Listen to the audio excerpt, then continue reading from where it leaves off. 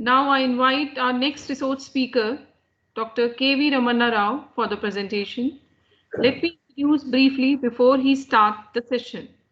Dr. K.V. Ramana Rao presently working as Principal Scientist, ICAR Central Institute of Agriculture Engineering, Bhopal. He did his graduation in 1993 from Acharya N.G. Ranga Agriculture University and master's and doctoral degree from Indian Agriculture Research Institute, New Delhi. During the last 22 years, completed 15 research projects and presently handling 5 external funded projects. He is recipient of several awards and fellowship. He is also a member in expert committee for design of UG course curriculum for Rajiv Gandhi Technical University, Bhopal, and also for design of vocational courses on micro irrigation systems and protected cultivation technologies for Pandit Sundar Lal Sharma Central Institute of Vocational Education in CERT, Bhopal. He enrolled more than 60 professionals in the society and contributed in development of profession by providing training in undergraduate and postgraduate students. His contributions are reflected in more than 70 research papers, 40 technical bulletins, popular articles, 5 books, 8 books chapters. He promoted agriculture engineering technologies such as pipe-less drainage, micro-irrigation systems, protected cultivation structures in over 300 farmers field across the country. Now I request Dr. K.V. Ramana Rao to make the presentation. Over to you, sir. Okay, thank you very much, madam. And I'll be presenting my talk. Is it visible? Somebody should confirm. Yes, sir, it is. Okay, it is in full screen mode. Okay. Good afternoon, and thank you very much, CBIP, for giving me the opportunity to interact with you all. And the topic given to me is on irrigation scheduling under micro irrigation systems. As introduced, I am a principal scientist working in Central Institute of Agriculture Engineering, Bhopal. And when we talk about the schedules of any irrigation, we should understand the concept that it is not the quantity of water which is causing problem for our water requirement of the crops. It is the poor management of available water, which is resulting in the gap between demand and supply of water resources. So this is the statement given by World Water Council in 2000. And when we look at the water consumption of individual crops for producing 1 kg, if you look at any crop, if it is rice, around 3000 liters are required for producing 1 kg. If it is wheat, then it requires nearly 600 liters for producing 1 kg of wheat, 600 liters. In 1 hectare area, if we are producing rice, maybe 50 quintals or 60 quintals, we are applying water to the tune of 150 lakh liter to 180 lakh liters. Same is the case with wheat, nearly 50 to 60 lakh liters of water we are applying to produce wheat. Now, as the water is freely available, it's not charged, so far so good, especially for irrigation purposes. We are using it as per our convenience. Now, when the government of India is preparing new water policy, as well as river linkage policies, as well as introducing electric meters in every borewells, such type of steps, if comes into force, we will be forced to apply water in the as per the requirement of the crop. Since so far so good, we are applying water at our convenience. The government of India tried its best to promote micro irrigation systems.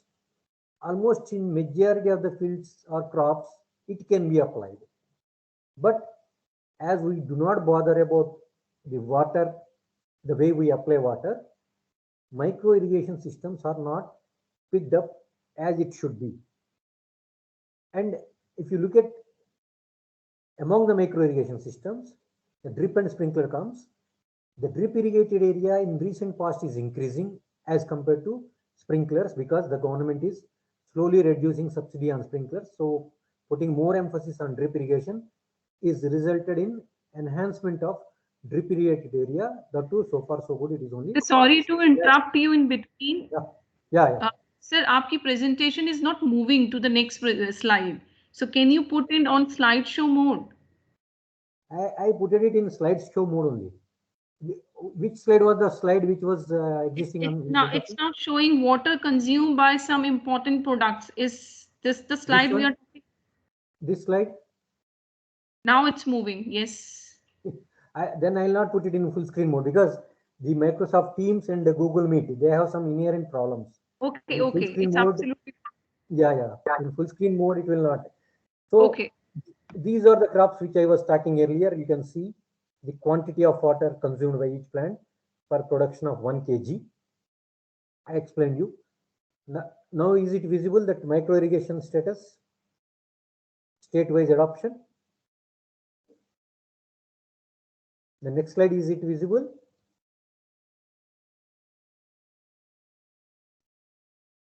Next slide, is it visible?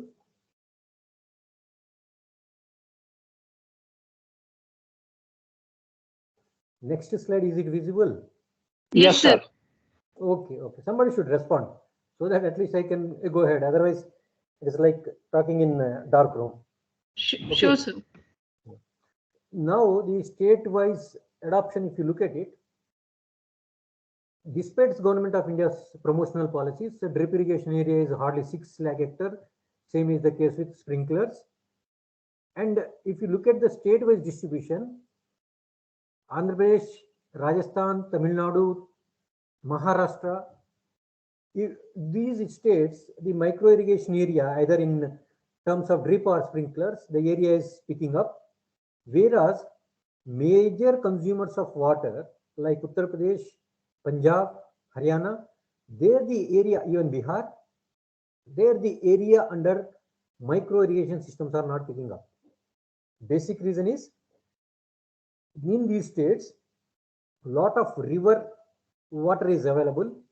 So therefore, the farmers adopt gravity fed irrigation systems and follow the conventional irrigation systems.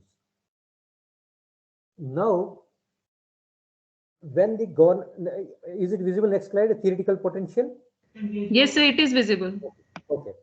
When the Government of India in 2014 constituted a task force to understand where micro irrigation system, in which crop micro irrigation systems can be promoted, they have estimated nearly 69.5 million hectare area can be brought under micro irrigation systems.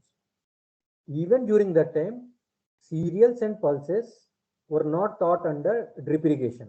That is 7-8 years back. The drip irrigation of rice or drip irrigation of wheat was not taught. But today, these two crops can also be brought under drip irrigation system. What I mean to say, thus, the potential area of micro irrigation system is more than what is projected by the task force in 2014.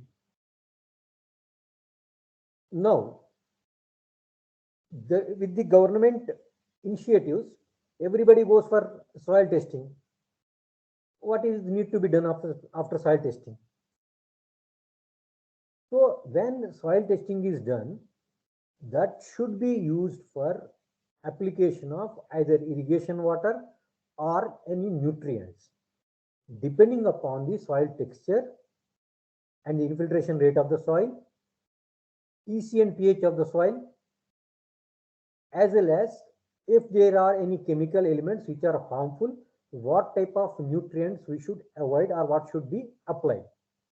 So this activity of soil sampling should be done for input management.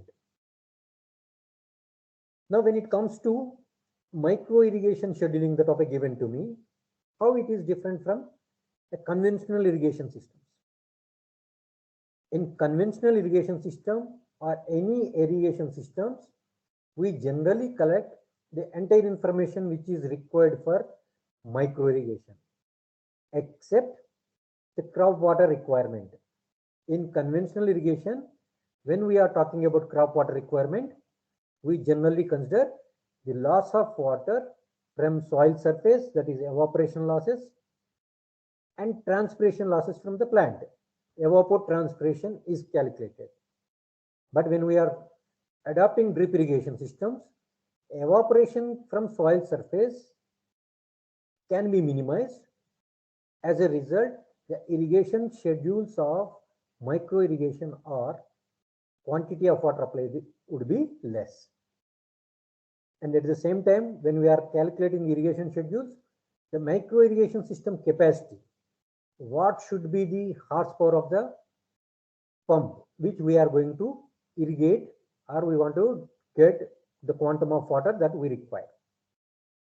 For your understanding, under micro irrigation, if we are planning to irrigate, suppose mango or guava, any crop, estimate the crop water requirement considering transpiration rate more, evaporation hardly 10 to 20%, and to deliver that water, if you are operating irrigation system for 8 hours a day, how much discharge rate of pump set is required, work out, and based on that, whatever the quantity of water comes in terms of liter per second, more or less same value would be the horsepower of the pump set.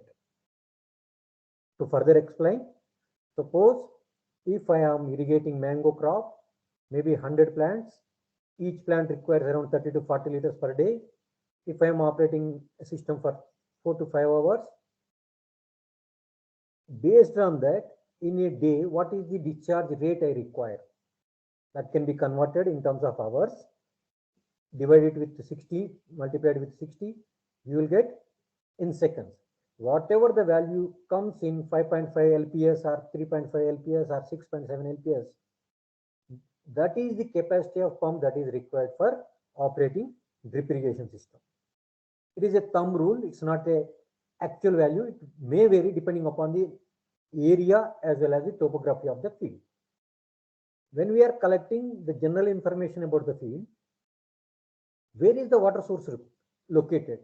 Depending upon that, the layout of drip irrigation system varies. And what are the crops I am aiming to grow under drip irrigation or under micro irrigation? And the topographical condition. When the topography is undulating, if it is too much undulating, generally sprinkler systems are followed. If it is little variation in the topography, drip irrigation can be adopted with pressure compensated drippers. Similarly, the texture of the soil. Soil texture means whether it is clay soil or sandy soil or loamy soil, depending upon the texture of the soil, the discharge rate of dripper varies. And the climate data. Climate data is required to estimate the evapotranspiration rate in that particular area. As I said, layout. When we are talking about the layout, alignment and length of main and submain and lateral connected to water source with the planned cropping area.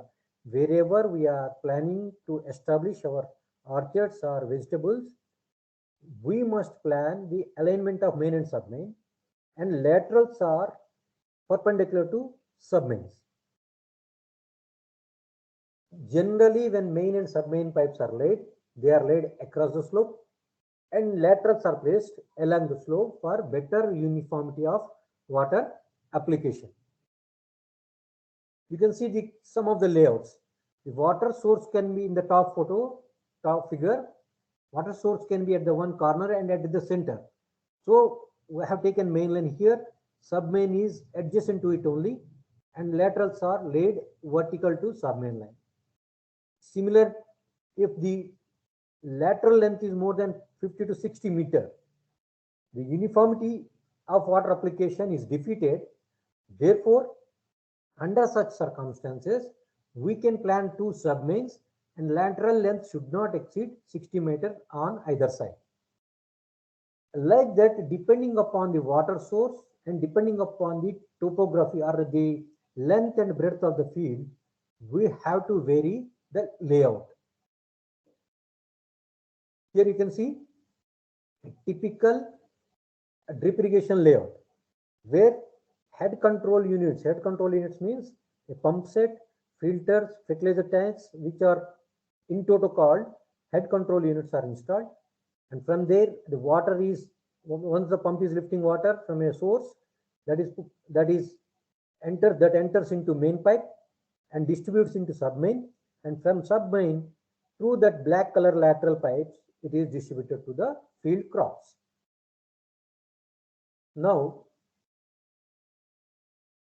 we have to understand what is the process that is required by a plant when we are applying water. In conventional irrigation or even rain-fed irrigation systems, when precipitation occurs, rainfall occurs, the soil takes some of the quantity, and there would be loss of water from the surface, that is called runoff. There would be loss of water from soil surface, that is called evaporation. There would be loss of water from beyond the root zone, that is called percolation or depercolation. And some water is lost through transpiration from the plant body. So in order to meet out the water balance, we are applying water if the water requirement of plant is more than the rainfall. So that is called irrigation. We are artificially applying water. That is called irrigation. So this is the process of water cycle. When we are applying water, one must understand that the plant requires water from the 50% of its effective root zone. When we say effective root zone, if the root zone depth is 1 feet, from half feet from the soil surface, the plant roots takes the moisture as well as the nutrients whatever we apply. It is therefore our target should be application or wetting of root zone near the 50% of its effective root zone depth. That is possible when we are applying water through drip irrigation systems. Since when we are applying water to surface irrigation system, the top photograph, somewhere water application would be more, somewhere it would be less because of the soil topography as well as infiltration behavior of the soil. The application will never be uniform. Whereas the lower one, if you see, through drip irrigation, when we are applying water, the entire root zone is saturated. As a result, the water use efficiency would be better. Now, as I told you, to understand crop water requirement, our target should be minimize the water loss through evaporation, apply water as and when plant requires, as the water is lost by plant body through transpiration. A plant or human being requires water for meeting out its metabolic activities as well as managing the temperature of the body. So when the water requirement is for these two purposes, whatever water is lost from the body of a plant or human being, if we can artificially fed, that is sufficient for a plant to survive or a living organism to survive. Now, when it comes to factors that affect crop water requirement, when I say crop water requirement, since we are so far so good, drip irrigation is not adapted by many, therefore soil texture, soil slope plays major role. Climate, the evapotranspiration rate, if it is more, the transpiration losses will also be more. Plant growing period, how long the water needs to be provided to the plant, and the groundwater table, at what depth we are getting water from groundwater tables, and method of irrigation. If the conveyance losses are more like in conventional irrigation systems, we have to provide more water. If conveyance losses can be minimized like in drip irrigation systems where water is carried through lateral systems, HDP pipelines, then the LLDP pipelines, then the water requirement or water application would be minimum. When we talk about water balance, always demand supply chain always goes on. The demand is for evapotranspiration, seepage losses, percolation losses, leaching losses, some metabolic activities. That is under conventional systems. At the supply side, we are providing irrigation. There would be some rainfall events, that is called effective rainfall. Residence soil moisture would be there. Groundwater tables may also contribute. Dew or frost events may also add water to it, moisture to the soil. This is under conventional system. When we are applying drip irrigation, part of ET is minimized. Seepage losses can be minimized or avoided, seepage as well as percolation. Leaching requirement is not required. Metabolic activities we have to supply. That means almost out of 5, we are minimizing up to 2 parts only. The requirement demand side is only for 2 activities. Therefore, adoption of drip irrigation systems will address a lot of issues of water shortage in long run. Water requirement of a crop, if you look at it, for majority of the crops, this is a soybean crop. That is why you can see that the duration is around 120 to 140, 150 days. So here, the water requirement at mid of its stage or age, the requirement would be more. In the beginning, it would be less. During flowering stage, it increases. Pod formation stage, it would be little higher. Later, it comes down. Before harvest, generally for any crop, even rice or wheat or any crop, this is the general trend of water requirement of any crop.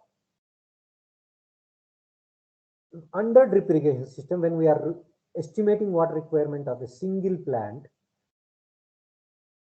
we should have reference evapotranspiration in that area, climate data, crop coefficient. What for a different crops, there are cases are being developed and they are being documented. They are available on website also and net also you can get it.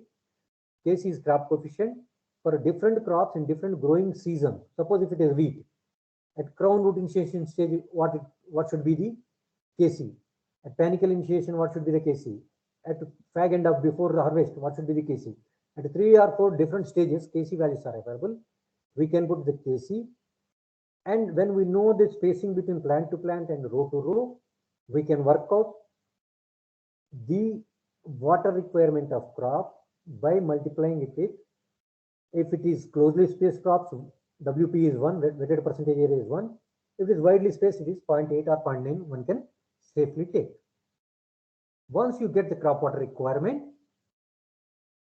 in single line, how much water it will carry, you just multiply it with number of plants per lateral, then you will get the, in single lateral, how much quantity of water is required.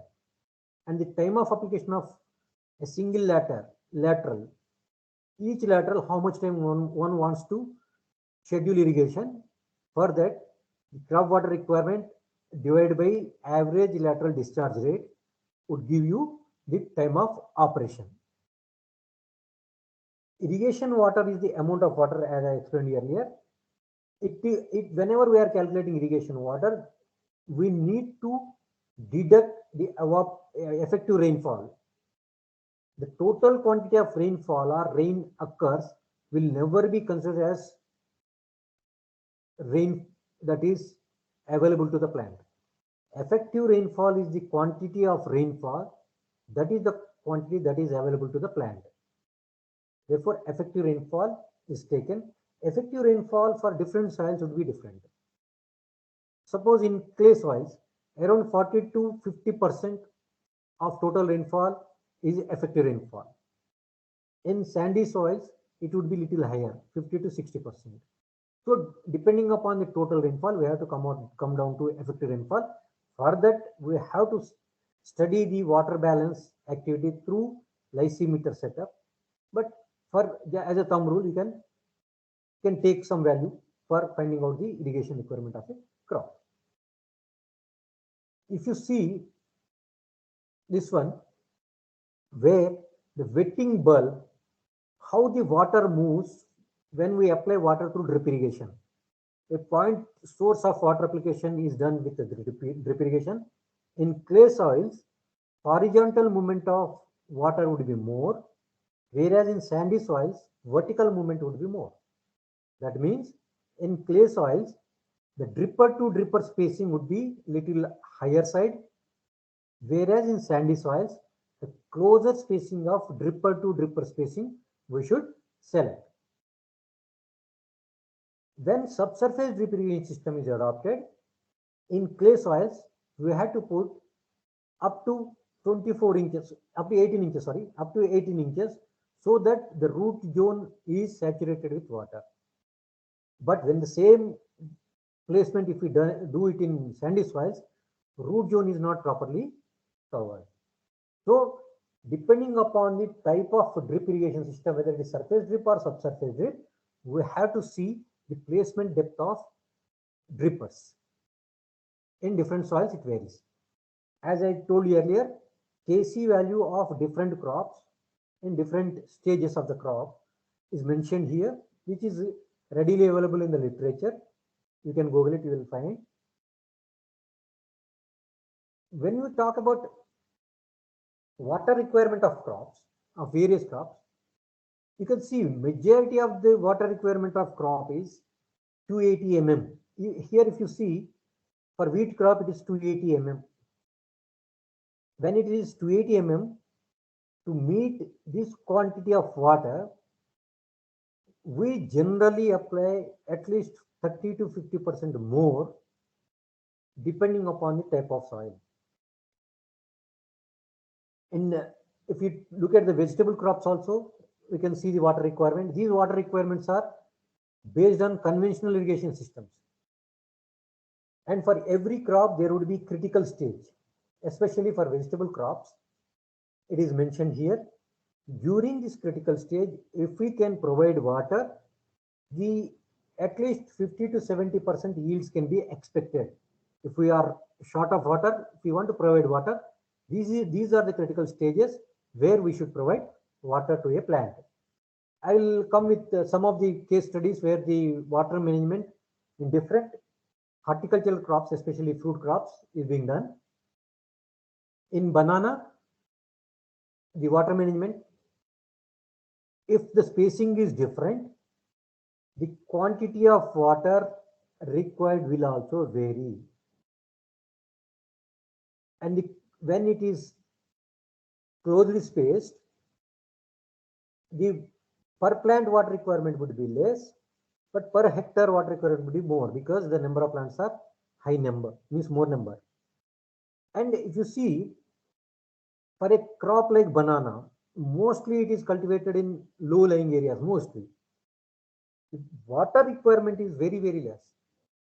8 to 25 liters of water per plant. That means hardly 1 bucket of water is required for banana per day. But generally we apply more water. When it comes to papita, here also, if you see papaya, papita, here the water requirement per plant is hardly 20 liters. Through conventional irrigation systems, we definitely always supply more water. It is not possible to restrict up to 20 liters. Only through drip irrigation it is possible to apply 20 liters. When it comes to amla, Indian gooseberry, it requires hardly irrigation, even through drip irrigation, twice a week. Means in 7 days time, 2 irrigations through drip irrigation at the max of 4 liter per day per plant in the first year, to maximum of 30 or 35 liters per day per plant after 5th year, if we can provide through drip irrigation, that is sufficient for effective crop growth and economically viable crop yield. When it comes to mango, in mango also the fully grown crop requires 120 liters, that means nearly 6 buckets of water. And generally from November to January, water is stopped just to facilitate early flowering, so that when we stop water, the plant comes under stress flowering occurs. When it comes the part of citrus crop, the citrus crops roots are spread almost around the trunk only, and it spreads nearly 2 meters diameter.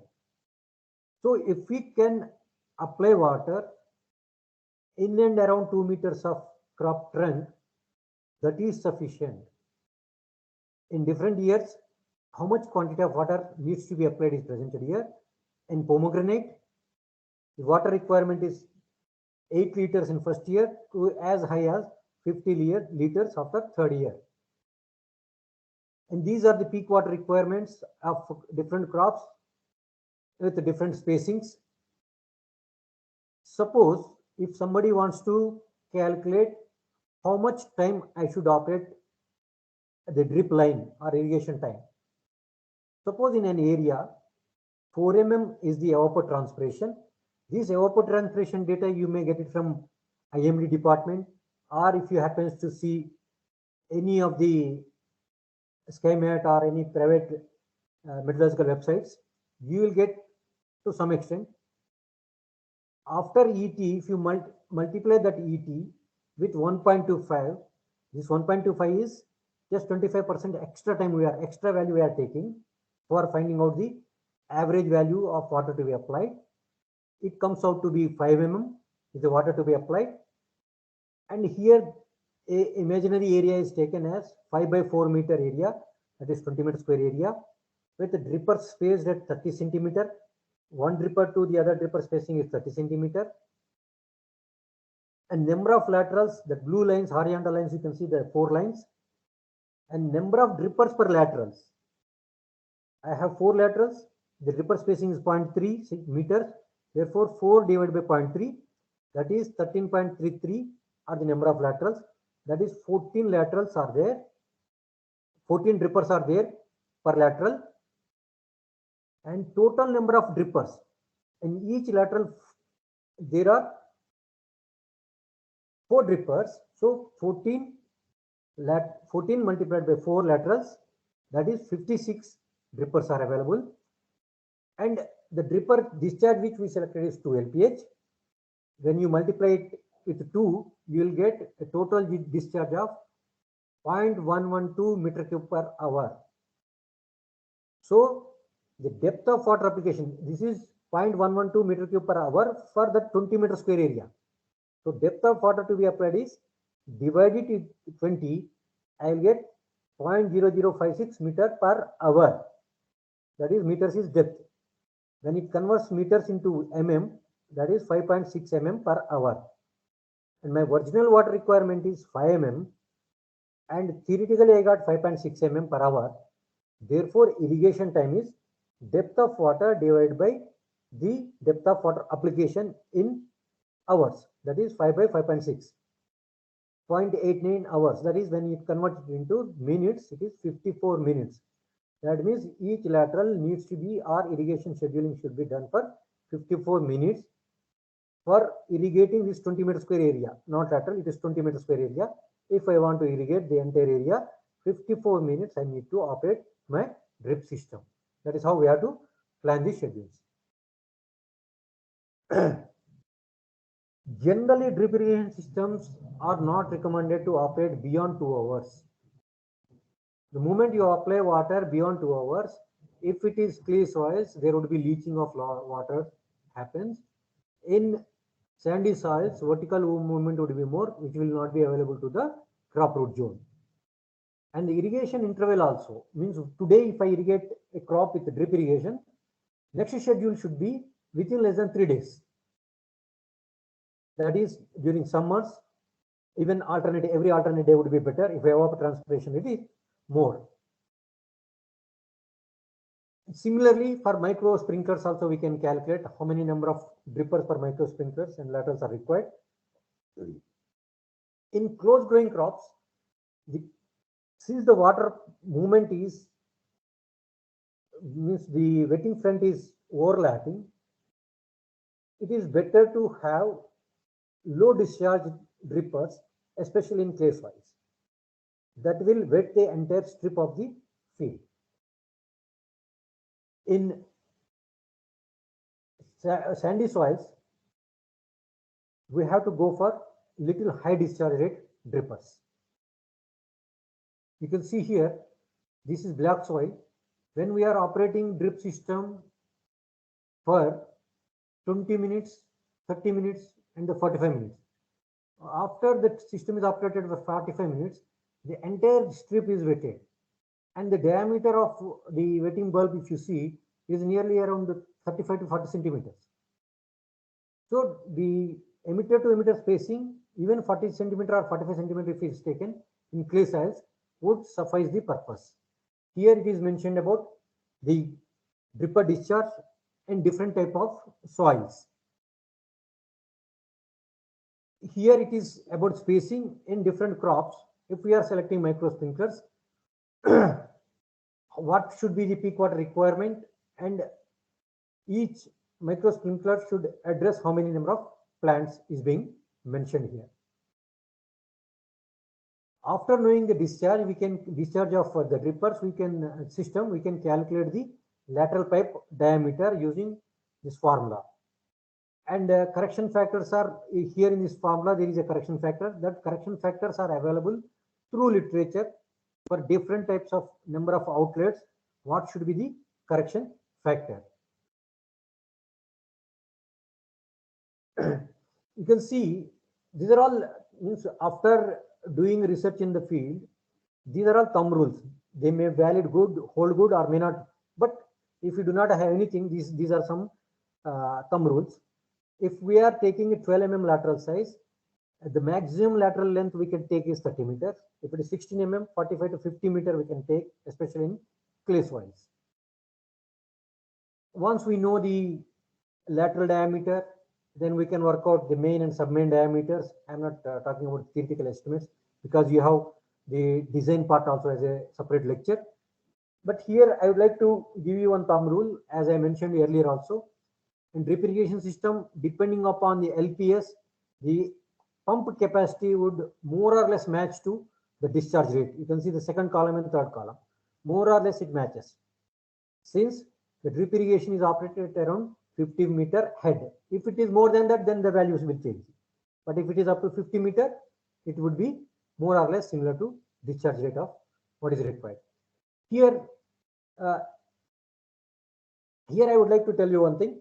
That is what water carrying capacity of different PVC pipes having the rating of 4 kg or 6 kg, how much liter of water it can carry when we are designing an irrigation system, which you can note down, or I will share the presentation.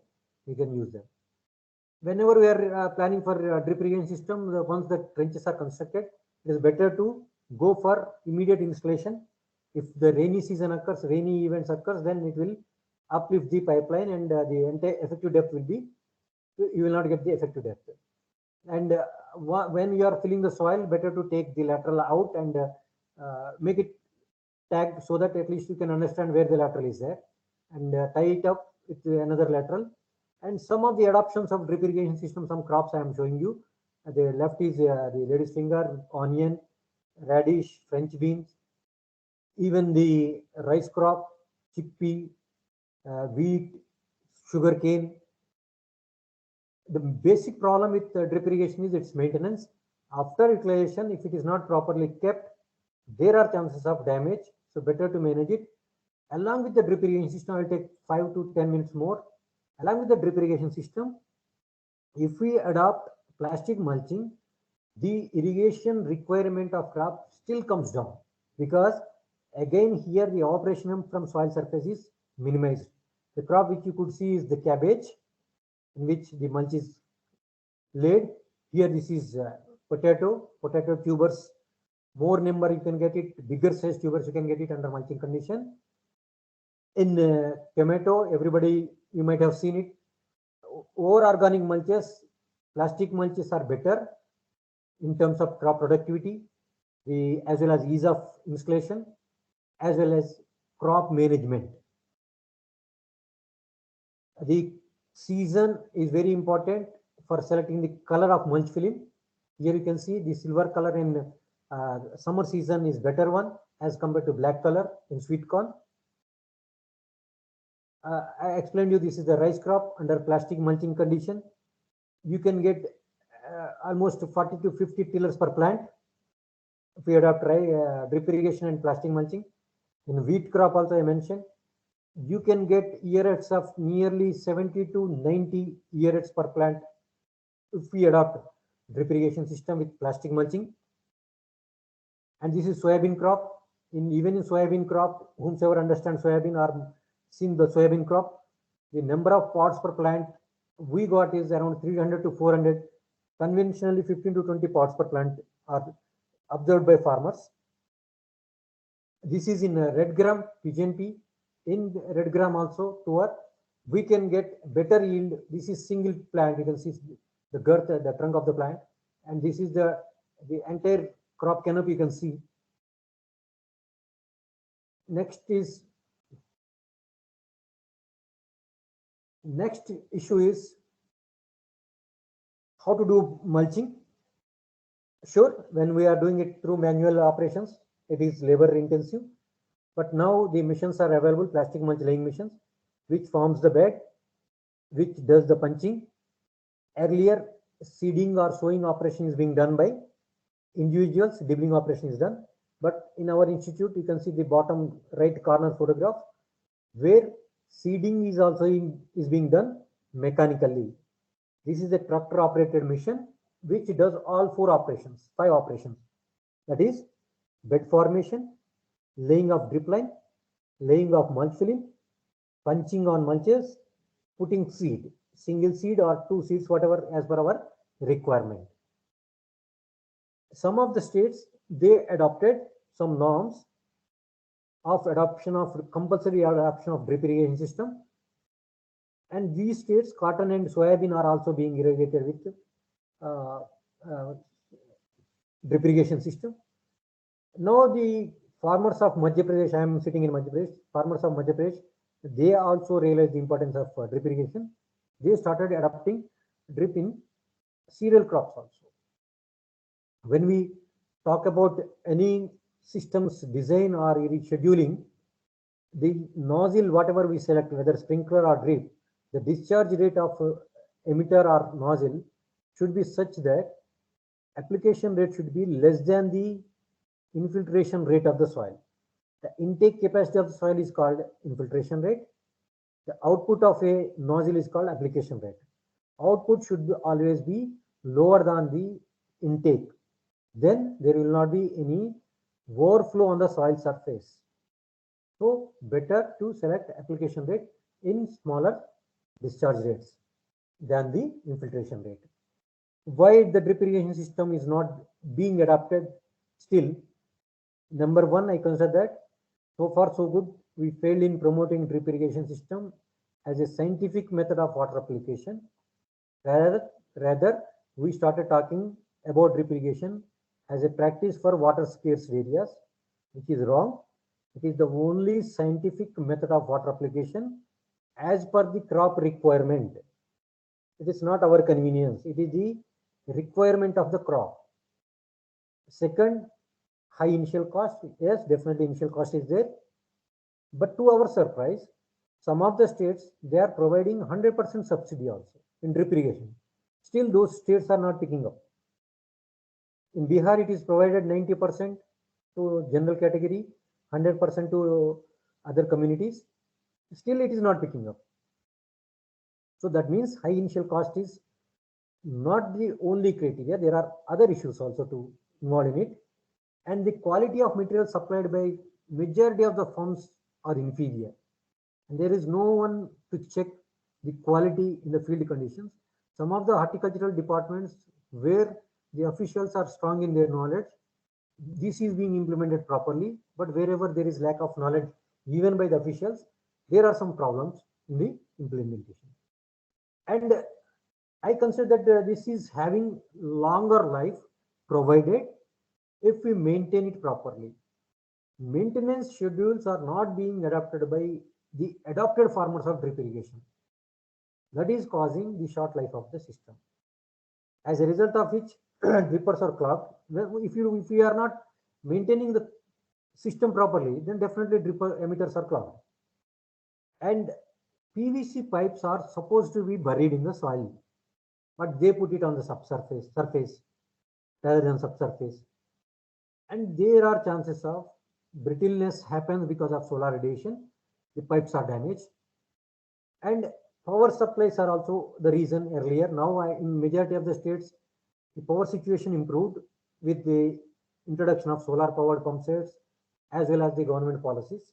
Now, majority of the states, this issue is not there.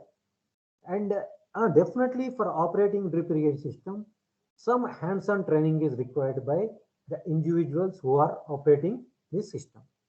If we can address these issues, I think large-scale adoption of drip irrigation is possible. I think this is my last slide. Thank you very much. And there are 10 more minutes. If you have any queries, I'm eager to answer. Thank you, sir. Thank you for making a detailed presentation on irrigation scheduling under micro irrigation. Now I request to the participant if they have any questions, they may ask, please. Hello. Hello. Hello. Hi, sir. Yeah. Sir, my question is, sir, Hmm. that is, sir, under the drip irrigation system, what should kept the distance between laterals and emitter according to the type of crops? For suppose, are you talking about horticulture crops or field crops? Okay, sir. Hello. And sir, hello. Are you talking about, आप horticulture crops की बात कर रहे हो या field crops की बात कर रहे हो? Field crops की बात Field crops की बात कर रहे हो? field crops. Field crops ना? Okay, sir. Field crops में lateral to lateral spacing 75 centimeter and emitter to emitter spacing 45 centimeter in clay soils. आपके यहाँ पे जो soil के ऊपर ये वेरी होगा.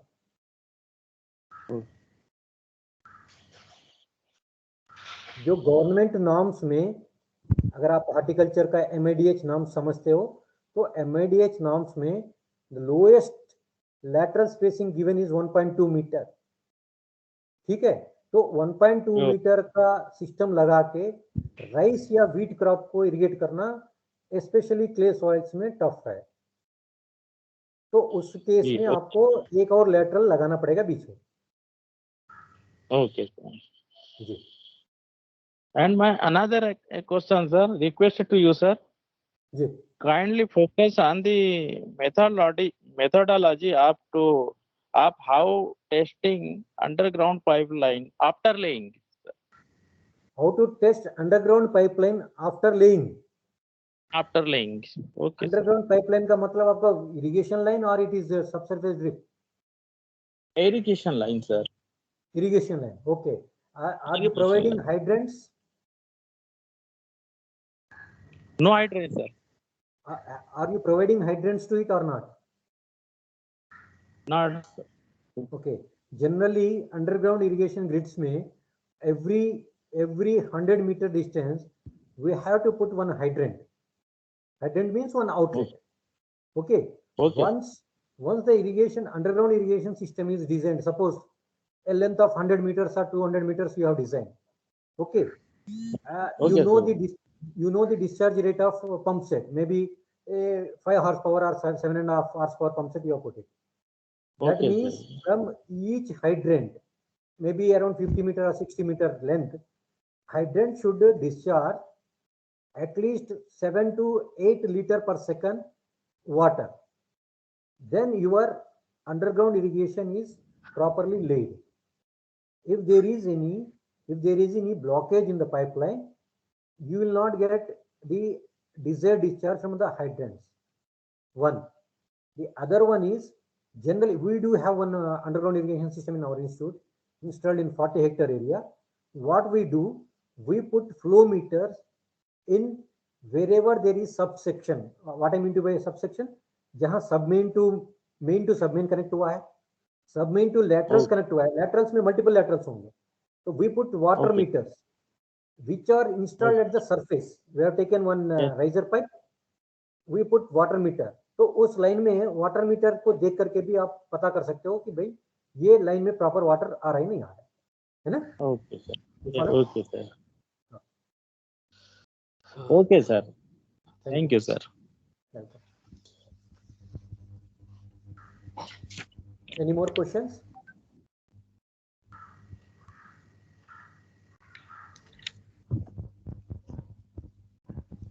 Can we move to the next question, please? To the participants.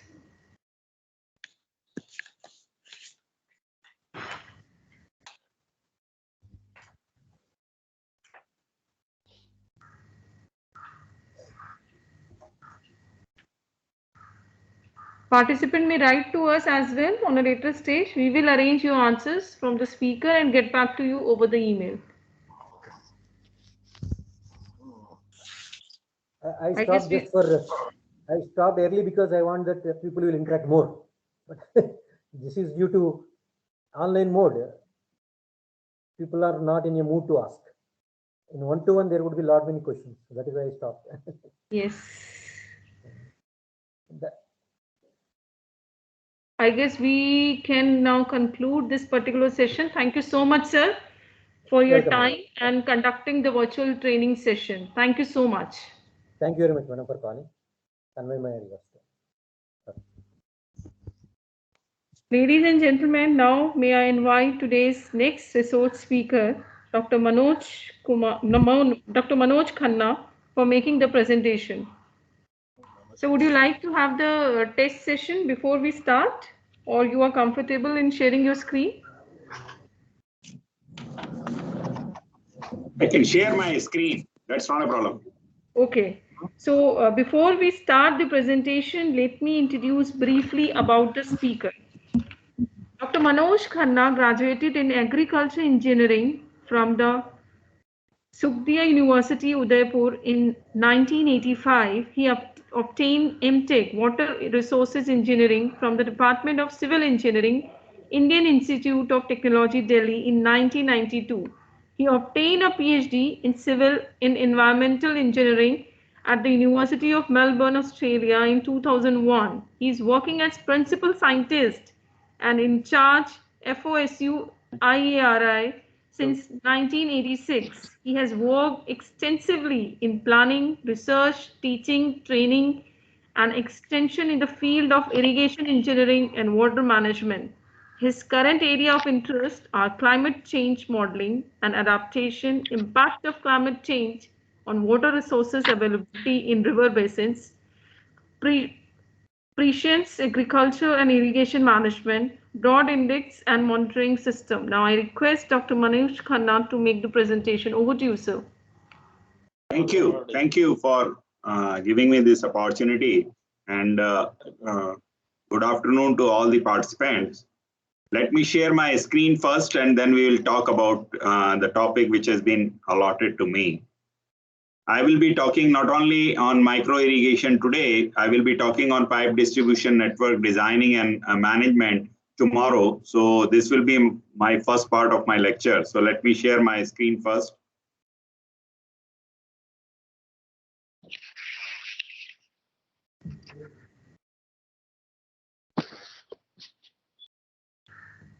Is it visible to everybody?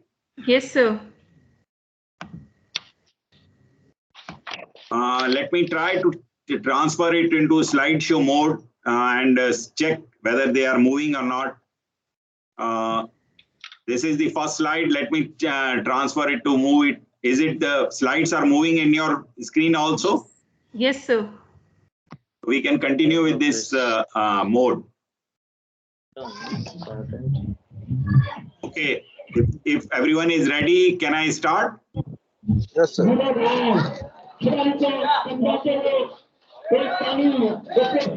Yes, to the participants, kindly mute your microphone, please. If everyone is ready and muted, can I start? Sure, sir. Okay, good afternoon and welcome to this CBIP training program. and I've been assigned, thanks for giving my introduction. I've been working in this area for the last 36 years. And I've been working for micro irrigation, precision irrigation, and not only in the very early part of my career as in a private industry, then followed by research and teaching, training. So I've been working in this area. And I have also been involved in developing the guidelines for pipe distribution network, which has been come up from the Central Water Commission. So guidelines have been, and the detailed discussion will be held tomorrow. Now, today my target is micro irrigation system concept, design, and components. And I will start with a general talk about the water limitation or water stress in our country. If you look at the water scenario, 97% or 98% is all over global water is salt water. We have only very limited fresh water. Now, in that part of fresh water, this water is also covered almost 70% in glacier and snow cover. Rest of the water is in lakes and reservoir. So we are working for a very, very small quantity of fresh water for which is available for agriculture or other purpose. Now, if you look at the resource and liabilities for the country as India, our share for freshwater resources in a global scenario is around 4%, while land is about 2.3%, and we have to feed the population of almost 17% of the world. And with a finite rainfall, so we are constrained with a very limited amount of fresh water which is to be used. Now, if this water, if you look at the global water scenario, this is the scenario which has been given by World Atlas. And look at the Indian subcontinent. Our area is in the dark red area. Dark red is basically extremely highly water stress. So we are moving towards highly water stress country. And because of many reasons, I will share it in a next slide. So this is the real serious scenario. Our coming generations will be suffering, will suffer if we do not take a corrective action now. If you look at the water uses by industry, so in the early stages of 90s, you can say 87% or 86% water is being used by agriculture.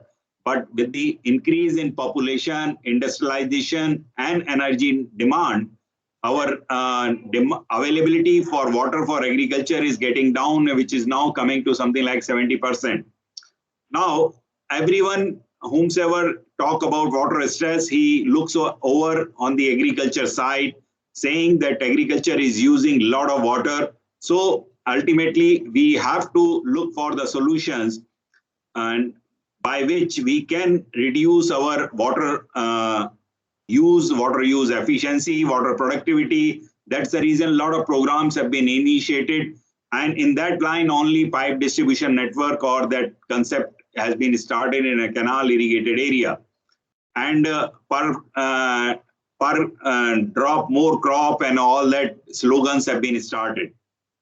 If you look at the per capita water availability, it is going down drastically in the coming years. By 2050, we will be leading towards the water stress country, which I showed you in the map also. So in the coming years, we need to take corrective actions in all the area, whether it is a canal irrigated area or tubewell irrigated area.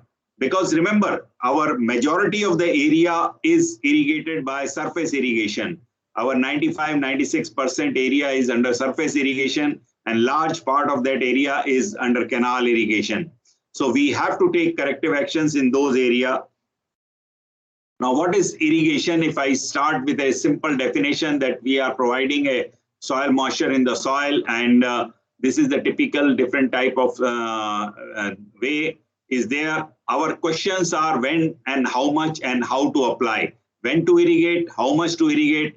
I think so a lot of discussion took place or a lot of presentation was made by Dr. Rao just previous of my lecture. He must have explained, he has explained when to irrigate and how much to irrigate and how to apply. I am going to talk about micro irrigation systems and somewhat components designing and all. Now, what is happening in our today's world in agriculture? You can see this type of scene are very common in all over those who people are working for irrigation area industry. They can see that this kind of way of transporting water from open channels, and we are losing a lot of water, almost 30–40% water, and then irrigating it with the surface irrigation. So we are talking of efficiency of something like 30–40% in canal irrigated area, and in tube irrigated area it can reach to something like 50–55%. So we have to look for some better irrigation methods, look for efficient irrigation methods such as which can save water, energy, labor, not only fertilizer. Fertilizer is another issue. When we apply fertilizer, if we over irrigate, a lot of fertilizer is being leached to the groundwater. We have to protect groundwater, not only the quantity, but also for the quality.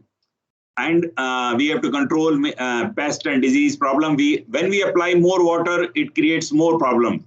So we have to apply in an optimum or the best manner so that we can get a best quality and best yield of the crop. This is a typical scene which we can see in our all irrigated areas, that this kind of water, whenever the farmer gets the water, he applies it. He doesn't bother that, or if he is a tube irrigated, so whenever electricity comes, he turns on the motor and then goes back to sleep. Whenever power goes off, the water is being applied. Look at the numbers. If you look at the numbers, he wants to apply 5 centimeter to wheat crop, he is applying almost 20 centimeter. So these numbers are not hypothetical. These have been measured at a farmer's place. So we have to come up with the modern irrigation methods such as drip and micro sprinkler and a sprinkler, which provide low flow and good filtration. It reduces the application losses, it reduces the runoff, and they have a controlled application. Here, one of the best part is they can be used in a controlled application, means you know how much water to apply, and then you have some control over it. If you look at the drip irrigation, and it's a typical layout of drip irrigation and fertigation system, you must have seen this slide many times. Here it's the water source, maybe tube well, canal, or whatever may be the pipe distribution network, and connected with that you have a number of filters, and then valves and arrangements are there. You have a venturi system which can be used for applying fertilizers. Then you have a pipeline network, and you are applying water very near to the plant, and so that minimum water is wasted. And they see in an open channel system, we are wasting almost 30–35% in a conveyance loss. That is stopped. We are applying water very close to the plant. So that means we are not wasting runoff and all that.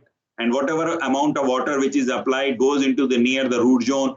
We are applying in a very controlled environment. So obviously the efficiency reaches to something like 80–90%. And not only water use efficiency, but also fertilizer use efficiency.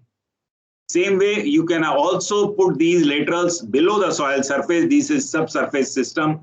And this is on the left side, you see the typical low head drip irrigation system, which has a tank which is filled with the water, and it can cover a very small area, may be useful for the farmers for their kitchen gardens or backyard cultivation. It's another picture of that. So if you look at the drip irrigation system, it's basically we are applying water at a very low flow rates through various type of water applicators by distribution system located in soil surface, below the soil surface, or suspended above the ground. Again, depending upon the requirement, we apply these kind of systems, maybe subsurface, surface, or suspended above the ground. And water is normally being applied through drops or a stream or a spray, or through the emitters, sprayers, or porous tubing. If you look at the characteristics of that application, it's a very low rate of application over a long period of time at a frequent interval. How we want to apply as frequently as possible. Dr. Rao also explained to you that we need to apply alternate. If it is a micro irrigation, we can apply even daily. So those kind of things need to be there. We are applying directly to the root zone at a very low pressure and maintain a relatively, what soil maintains a relatively high water content. So it is mostly suitable for high value crops, horticulture crops, landscape, nursery. Now this point is even now going forward, we are looking forward for the using it for the cereal crops, rice, wheat, mung bean, these kind of systems, maize, wheat, we can use it or sugarcane, cotton, all these places we are using micro irrigation. So the question of saving the water is more important rather than wasting a lot of water. If you look at the advantages, we talk about it. We have a better soil water regime for a better crop yield. We have a water and fertilizer savings. It is less labor intensive. No leveling is required. We have minimum weed problem. Automatic control is possible. Less incidence of pests and diseases.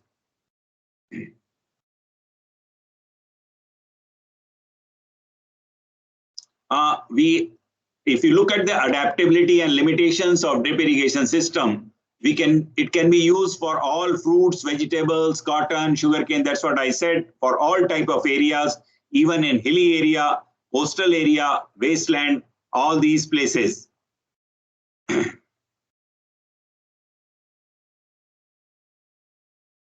I'm just checking whether we are, you are getting my, or I'm audible as well as my slides are moving or not. Because in my MS Team, it is sometimes when you are making a presentation, you don't know whether your audience are getting your voice or slides are moving or not. Can somebody respond? Yes. It's audible and the screen is visible. And it's okay. Thank you. Thank you for that. Okay. So a couple of limitations are there. There are operational problems such as clogging and all that. High initial cost is one of the key detrimental factor for micro irrigation. And it is being supported by a lot of subsidy support from the government side through Prime Minister Krishi Sinchai Yojana PMKSY, and through central government as well as state government. The subsidy is being provided to the range of from 45% to the 90%, something like that in some states for a specific group of farmers. And you need some skills to operate this kind of system. If you look at the components of drip irrigation system, you have a main line, some main line, laterals, emitters, controls.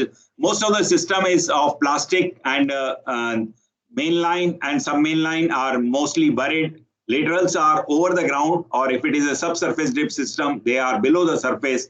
Also, emitters could be different type of, you have an online emitter or inline emitter or a point source or disk source. And then you have a filters, controllers or valves arrangement is there. There is an interesting thing is the fertigation system, that you have a different type of fertigation systems through tanks or venturi or osmotic pump. We will talk about in detail in future slides. Now, if you look at the type of systems, you have a surface drip point source where water is being applied through a small emitter opening to a soil surface. Normally, the discharge is 2 to 8 liters per hour per emitter. Mostly commonly used drip irrigation system is this. Advantages, you can check, inspect, wetting pattern, measure emitter discharge. Like this, yeah, it is on the soil. If you look at the wetting pattern, this is the emitter, here it is. There is only wetting is there in the soil. So you are not irrigating a whole of that area, only the crop where it is going to be, and this is how the wetting occurs in a point source. Another is a disk source, or it could be spray, jet, fog, or mist. Normally, the discharge is 50 to 100 liters per hour micro sprinklers, and they are commonly used for onion, garlic, or even surface covered cultivation, greenhouses, and it requires lesser filtration and maintenance, and because they maintain higher flow rate.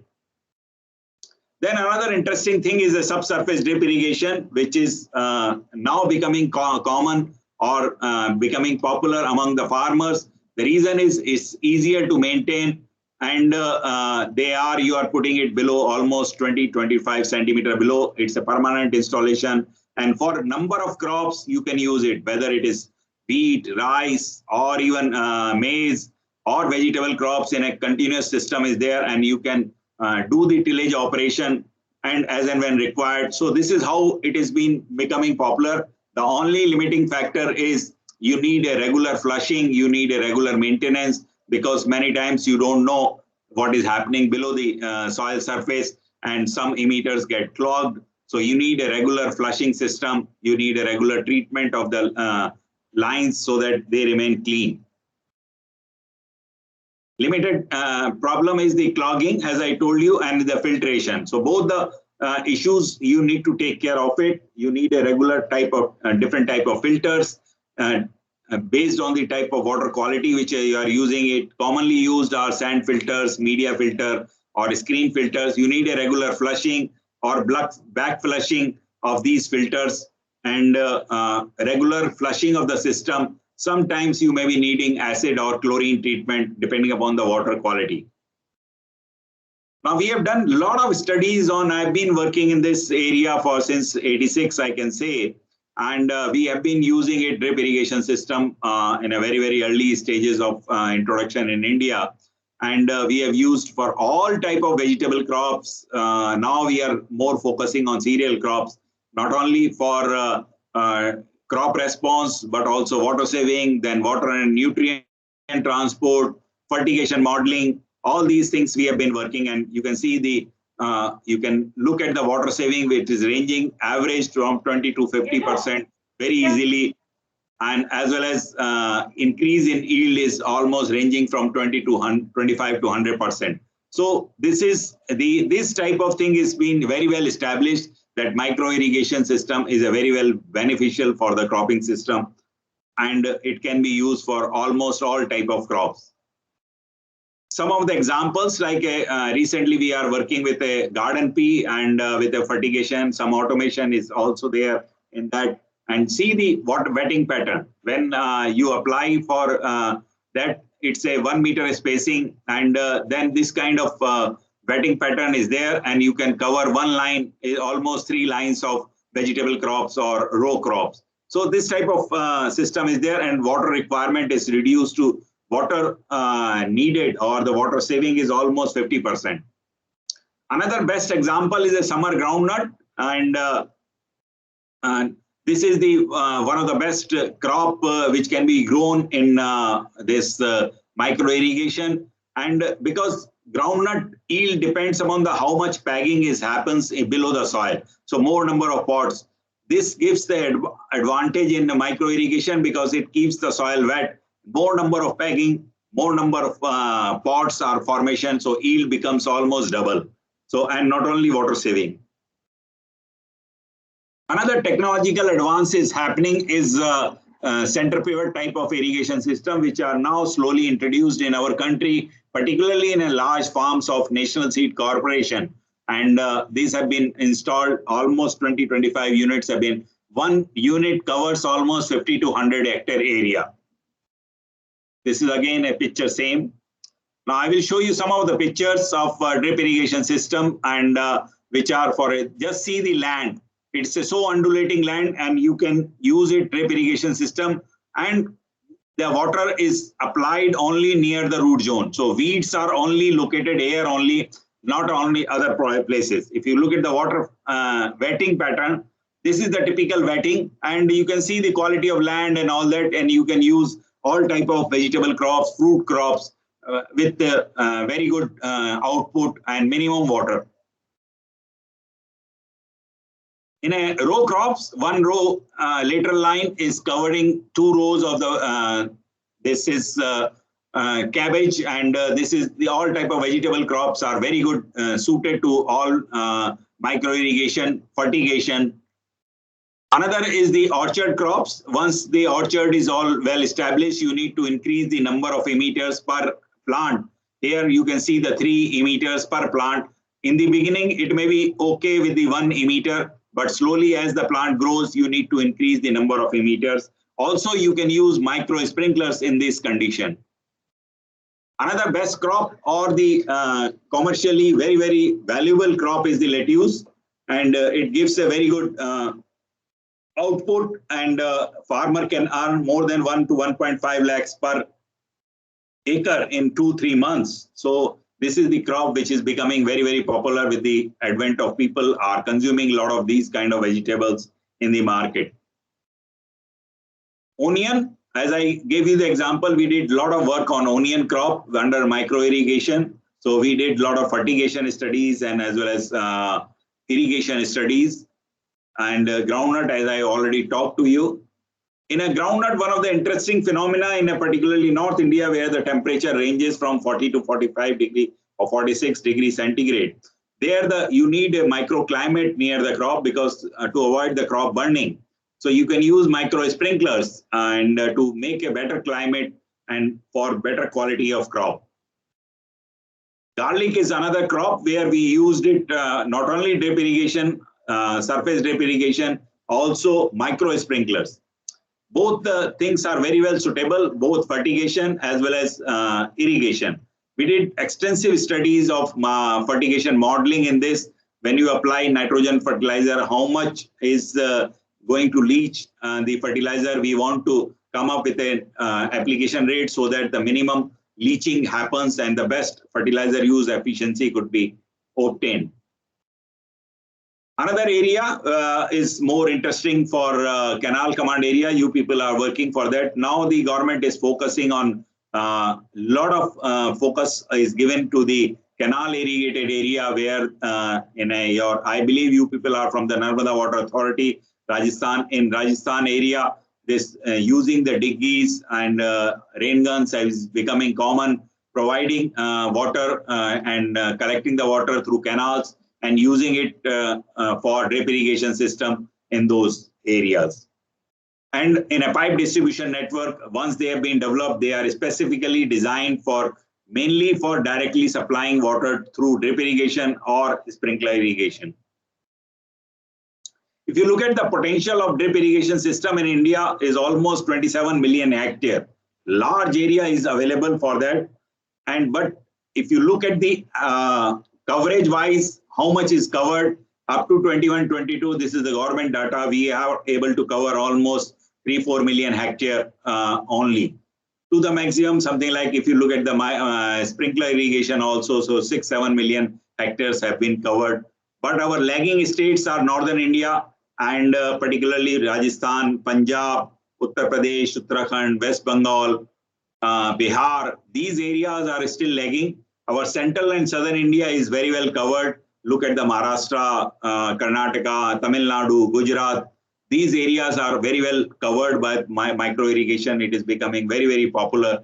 Now in Madhya Pradesh also, a lot of area is being covered under micro irrigation with the cotton and other crops.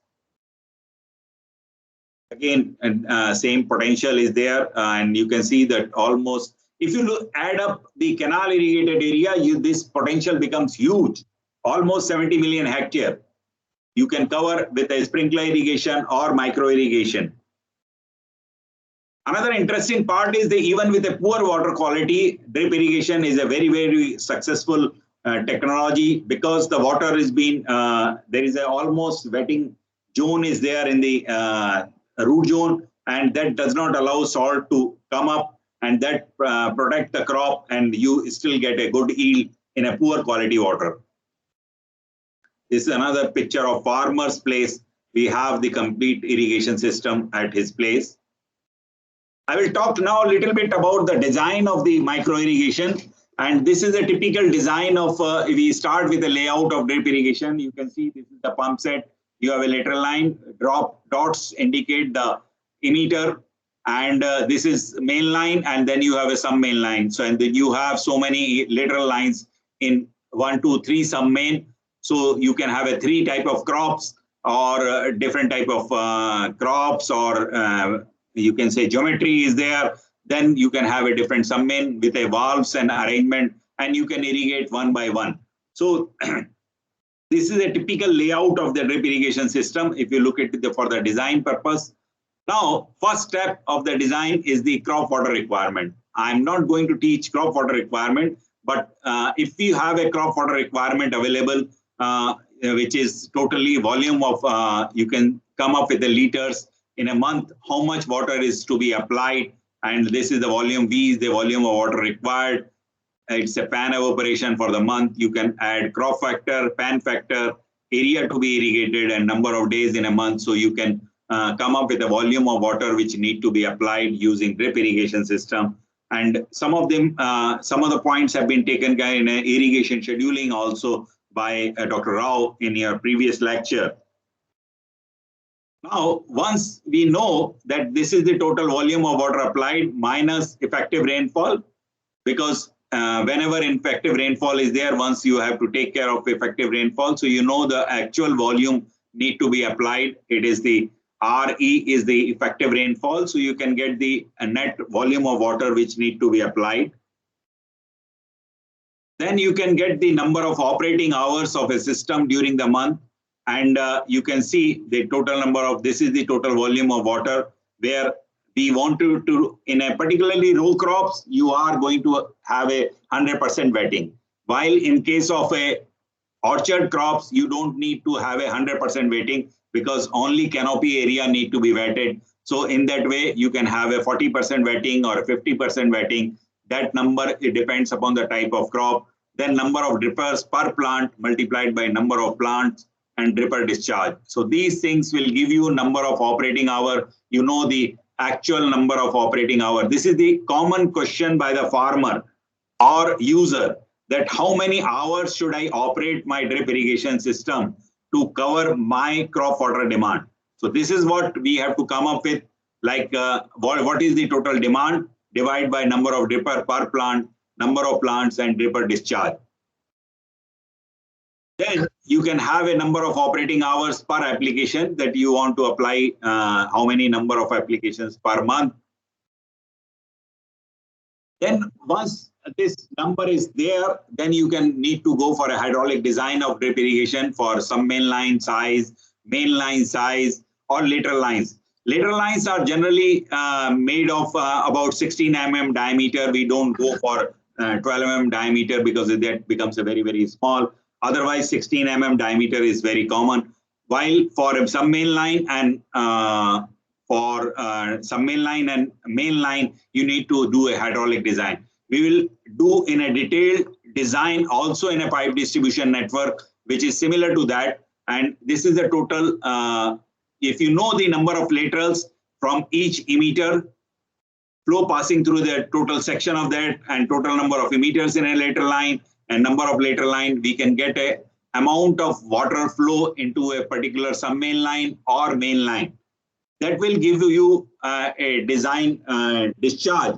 Based on that, you can come up with a diameter of pipe using simply continuity equation. We will also discuss this in a detail in tomorrow's lecture. So and then comes the hydraulic design, or the you need to come up with a whether it is a laminar or turbulent flow. You can come up with a Reynolds number. If it is a less than 2000, it is a then laminar. Normally it is more than 2000, so you have to have turbulent flow in most of the places. Then you can come up with a head loss for pipe flow in both laminar and turbulent range using Darcy-Weisbach equation. We're using FLV square over 2GD. We have to go back to our BTech days where we learned all these things. We need to come up all these things. And it is very simple. Nowadays in a Excel, you can make this kind of formula and you can calculate this head loss in the section where Fn is the 64 by n Re in case of laminar flow, and in case of turbulent flow, it is the Blasius equation 0.316 divided by Reynolds number to the power 0.25. Once you know the total head loss for the pipe flow in these can be estimated, and then you can come up with a pump size based on the total head requirement. Total head in the lateral line, it's the last point, we need at least 1 kg per centimeter square or 10 meters of water column. That plus any elevation head gain or that plus head loss, you need to come up with the total losses. and we need to come up with a total head requirement, and based on that you can design a pump size using simple water horsepower formula.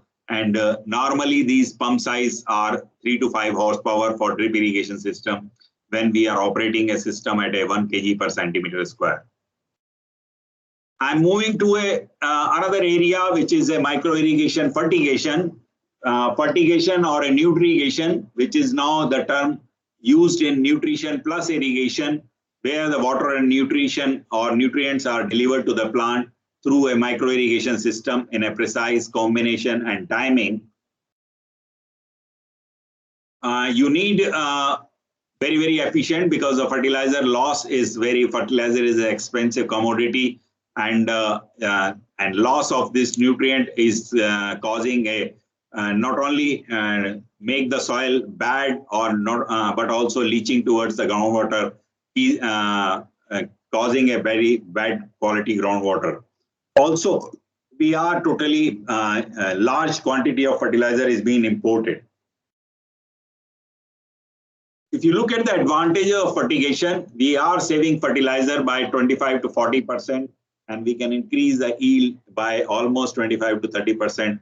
We have done a lot of studies on this, and you need a precise application for uniform distribution of fertilizers. We need a controlled application of nutrient as per crop demand. Major and micronutrients can also be applied in one solution, and you know a lot of saving in time, labor, and energy.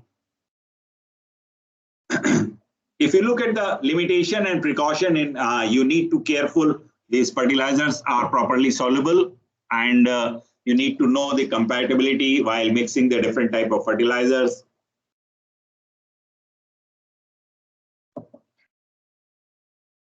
You need a correct micro irrigation system operation. Like when you apply fertilizer, you need to run the system with water initially, then apply fertilizer, then run the irrigation system, so that the all fertilizer is being flushed out of the system.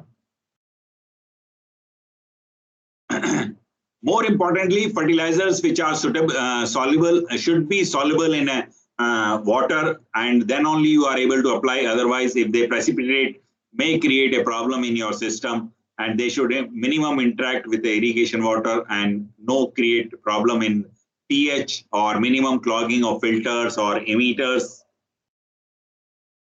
Different type of fertilizers are suitable, like in a nitrogen, urea or urea ammonium nitrate, which is now going to be introduced in our country. In a phosphorus, you can use phosphoric acid or S3PO4 and or diammonium phosphate. In a potassium, you can use potassium sulfate or chloride as a commonly used fertilizer, which are very well soluble. Nowadays, in fertilizer companies are also providing you ready mix fertilizer with a different combination of NPK depending upon type of crop which you are using.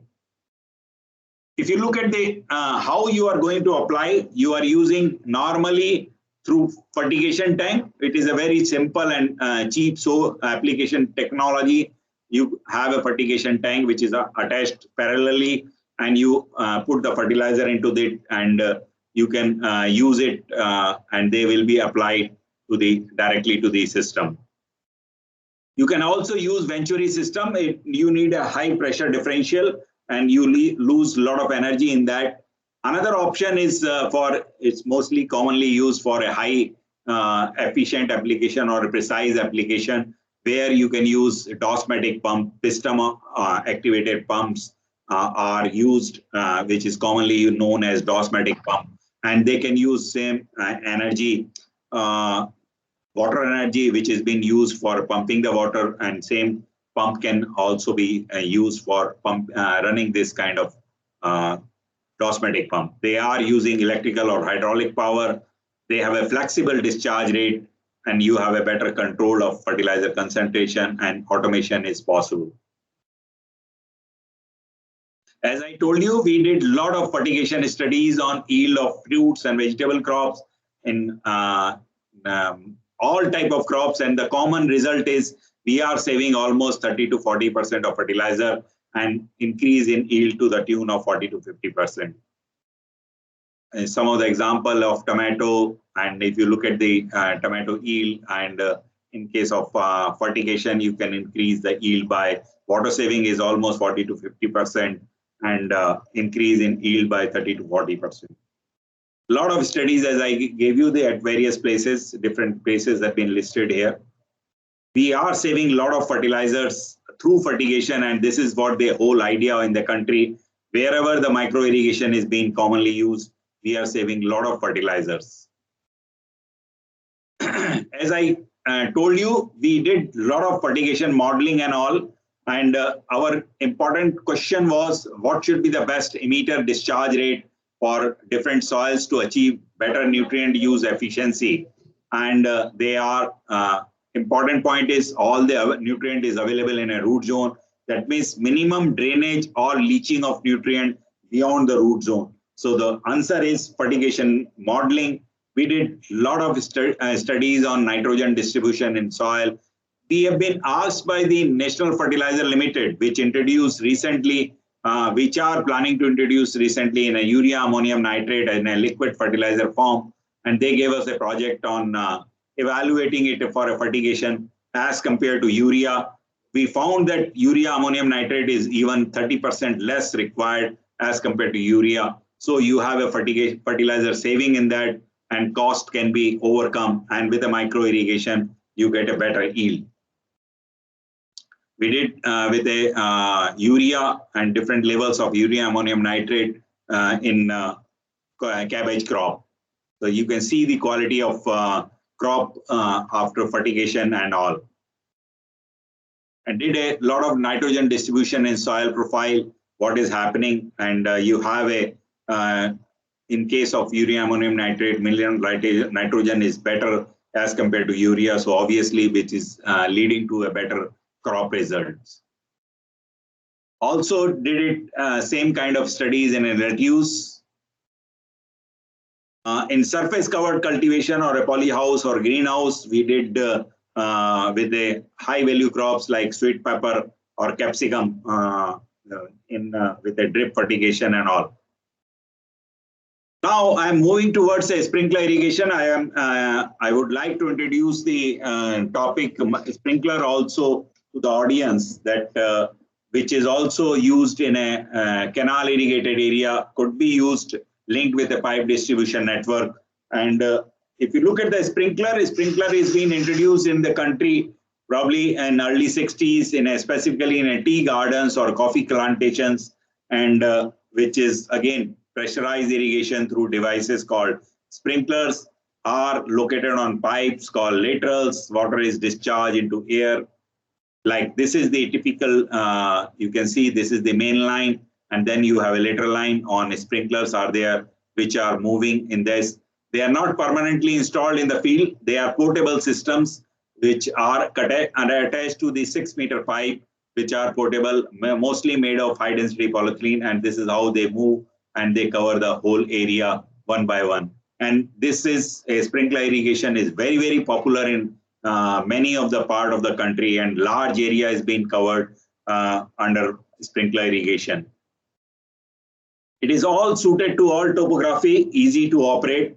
It requires less labor, and it's easier to use. No land leveling is required. Minimum weed problem is there. You have automatic control. Why I was saying is a control is there. Let's take example of wheat crop. You want to apply 5-centimeter irrigation. Currently, farmer doesn't know how to know how much centimeter of water is being applied. So best way in a sprinkler which is operating at a 1 centimeter per hour, so he can run it for 4 hours or 4.5 hours. That way he can know he is applying very close to the 5 centimeter and not wasting a lot of water. It is suitable for all type of field crops, vegetable crops, cotton, even in sugarcane, for all type of areas. But only limitation is a high pressure required. Again, in a pipe distribution network, the system is being designed in such a way that residual pressure in the end should be available also at 2.5 kg per centimeter square, which is the essential required pressure for a sprinkler. if we are looking for drip irrigation, then it is almost 1.1 kg per centimeter square. And you need some initial cost is high, but again, a subsidy component is very, very common in our country. And you need some skill to run the system. But only limitation, if I say in a windy condition, you need to be careful. If it is a windy condition, then you have to use it either early morning, late evening, or late night. And again, this is again in practical sense, it depends upon when the power is available for our farmers. So whenever power is available, they use it during the day or during the night. Nowadays, early part of this sprinkler development, they were available with the aluminum pipe systems.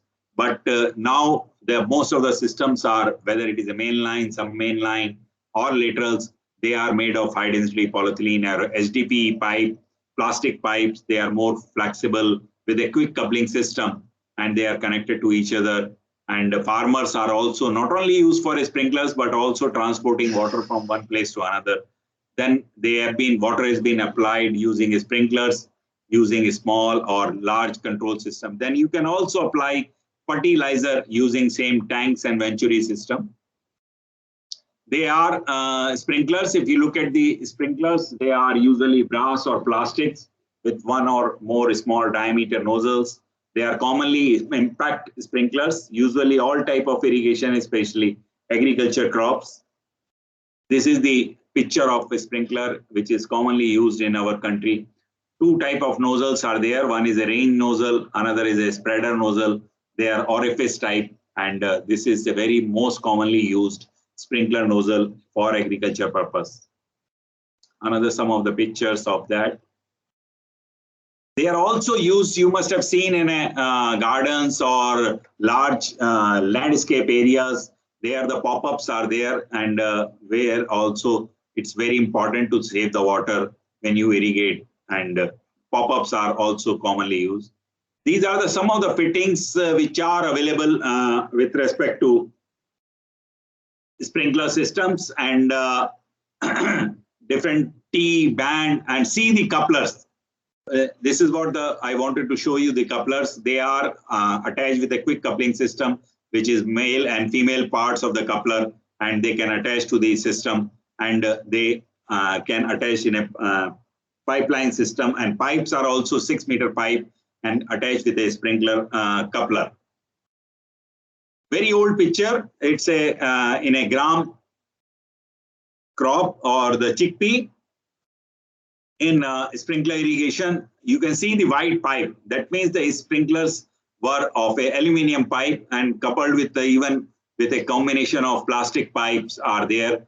And this is a very common phenomena or common scene if you go travel to Rajasthan, Haryana, in northern India, not Punjab. Remember, especially Rajasthan, Haryana is very, very common for a sprinkler system. But interestingly, Punjab is still not picked up sprinkler system. Wheat is under a sprinkler is very, very common in Rajasthan, Haryana. If you travel to Haryana in northern India, and during the night or evenings, whenever the power is available, all around your highways, you will see these kind of sprinklers operating under wheat crop or other crops. This is another example of sprinklers which can be used for vegetable crops. And they are mini sprinklers. They are becoming very, very popular in case of vegetable cultivation. And they are operating at a somewhat low pressure, 1 to 1.5 kg per centimeter square, not as high as 2.5 or 2.1 kg per centimeter square in case of normal agriculture sprinkler. They are operating at a little low pressure, and they are very suitable for all type of vegetable crops. Yeah, this is the typical mini sprinkler, they call it, and they have been connected to the smaller line, cheaper lines and all that, and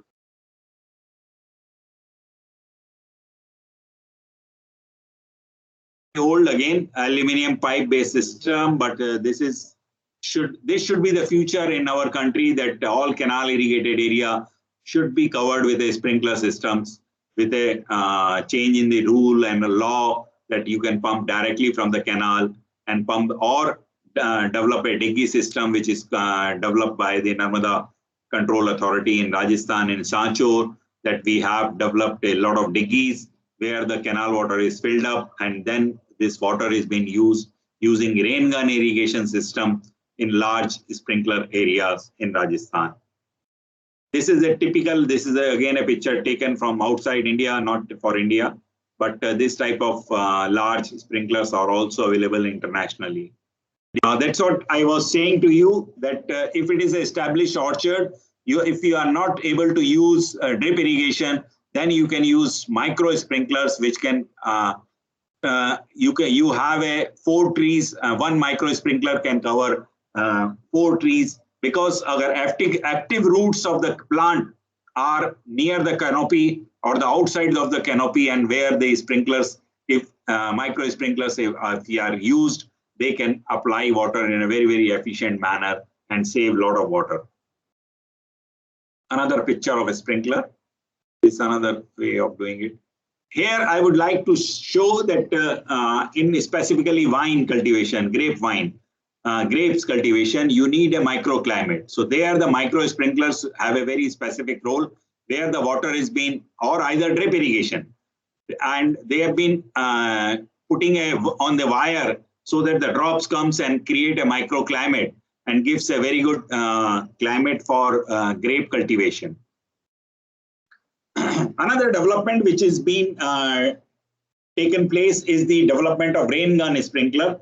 It's a large size sprinklers and slowly becoming popular in our country, where the one rain gun can cover to the tune of 3/4 of an acre or 1 acre with a high pressure, pressure to the tune of 3.5 kg per centimeter square and discharge of almost 3.5 liter per second.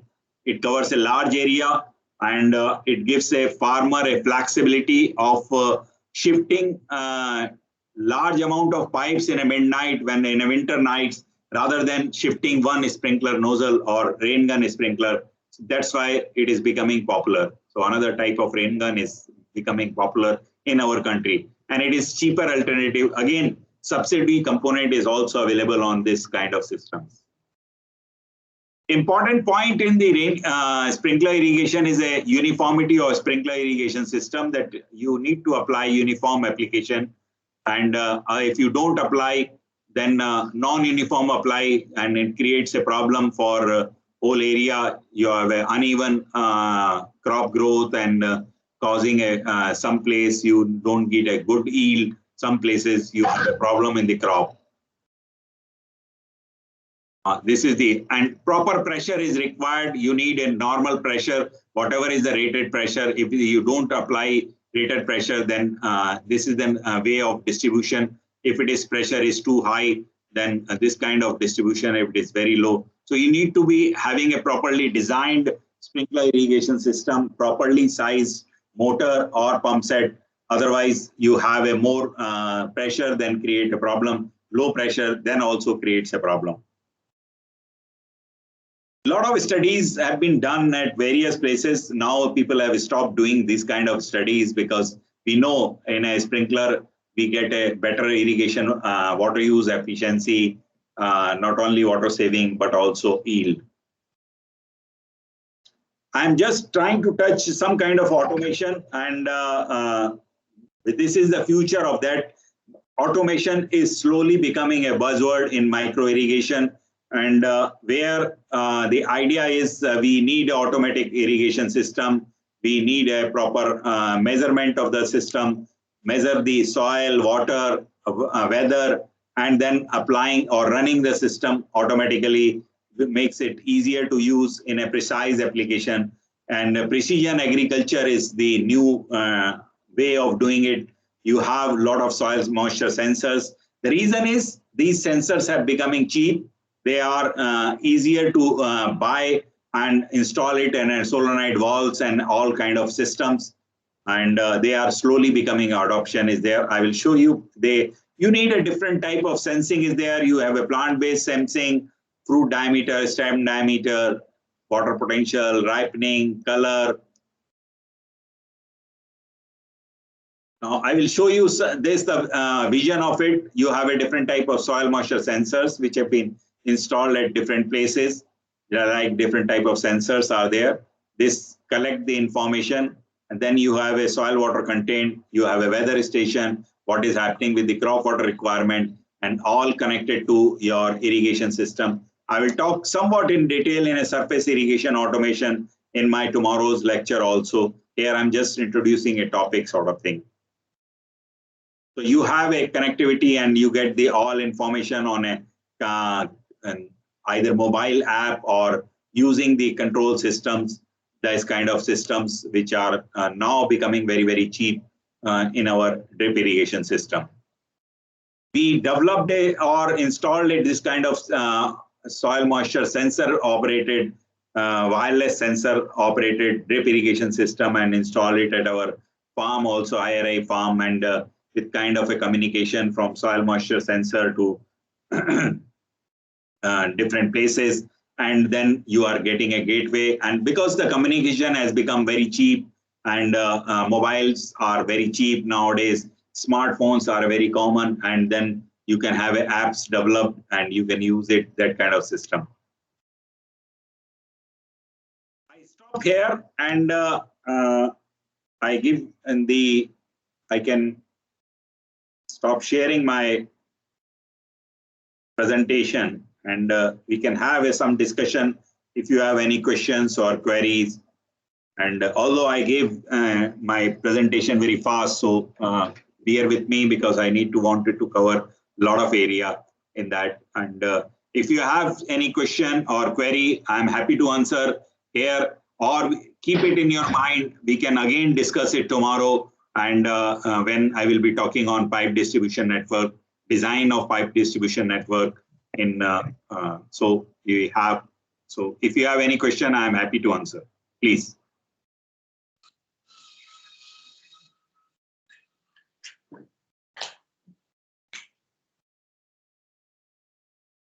Feel free to discuss. Let me ask you, where you people are from? आप लोग कहाँ के हैं?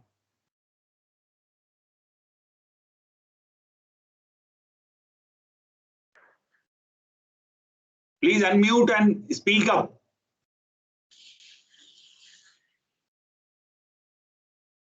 Unmute करिए. आपके system से unmute करिए, तभी आप बोल पाएंगे.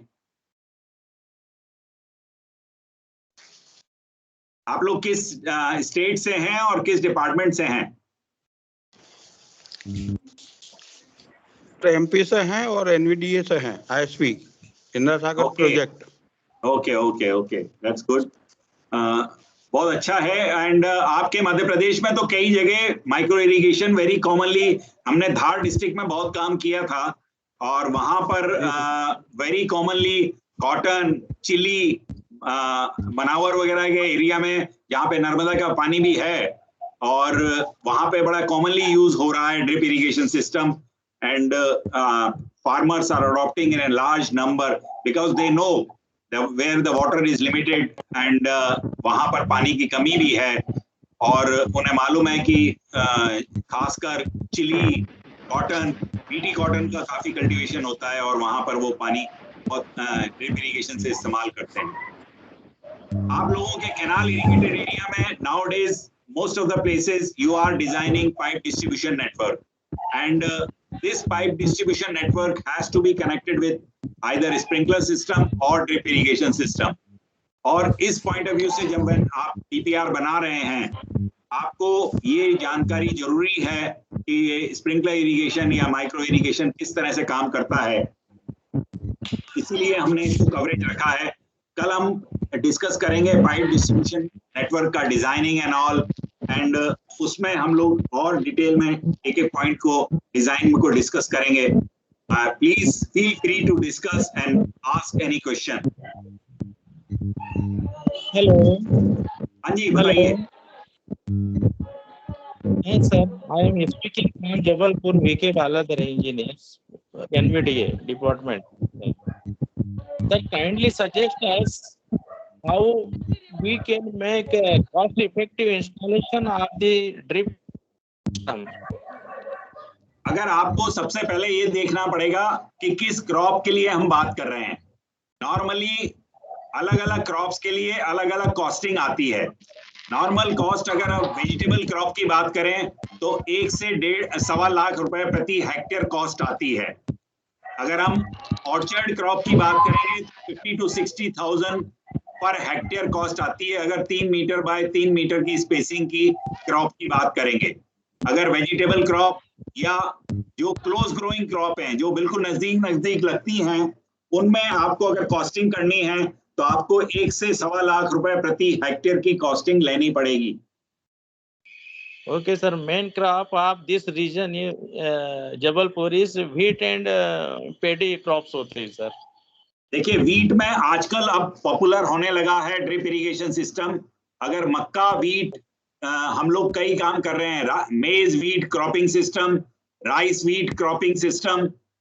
राइस में अभी स्टिल नॉट वेरी पॉपुलर, जहां पे सीधी बिजाई वाला धान इस्तेमाल होता है, वहां तो आपके यहाँ ड्रिप इरिगेशन इस्तेमाल होने की कोशिश हो रही है। लेकिन गेहूं में बहुत आसानी से आप इस्तेमाल कर सकते हैं। आपकी स्पेसिंग जो लेटरल टू लेटरल स्पेसिंग रखनी पड़ेगी 60 centimetre, emitter to emitter spacing करीब 30 सेंटीमीटर। उसके लिए जो कॉस्ट आएगी करीब 1.25 लाख से 1.5 लाख रुपए प्रति हेक्टेयर आएगी। How we can reduce the number of segments or laterals and emitters, sir? Which are the main cause of the? देखिए, ये डिपेंड करेगा आप कौन सी क्रॉप के लिए इस्तेमाल कर रहे हैं। अगर आप वेजिटेबल क्रॉप या ऐसी क्रॉप के लिए जिनकी जो पास लगी होती हैं, तो अगर आपका पानी नहीं पहुंचेगा तो फसल कैसे होगी। तो आपको वेजिटेबल क्रॉप में जो हम लेटरल टू लेटरल स्पेसिंग रखते हैं वो 1 मीटर रखते हैं, और इमीटर टू इमीटर स्पेसिंग करीब 40 सेंटीमीटर या 50 सेंटीमीटर रखते हैं। यही गवर्नमेंट ऑफ इंडिया का नॉर्म भी है। Okay, sir. Thank you, sir. Any other question or query?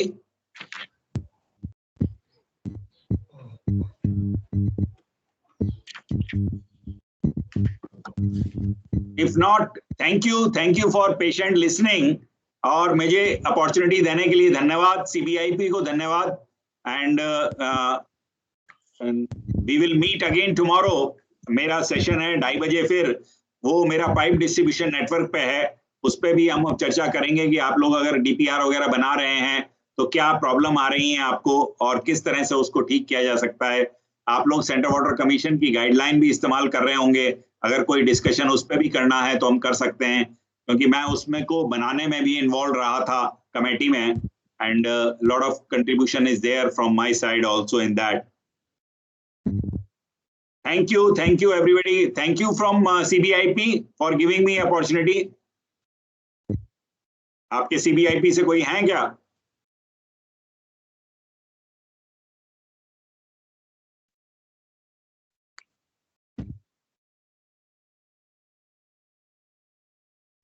Hello. हाँ जी। Yes, sir. Yes, sir. So thank you, sir, for making this detailed presentation, and thank you all the participants. So we will meet tomorrow at 11:30 hours. Thank you. Thank you. Thank you. Okay. Thank you, sir.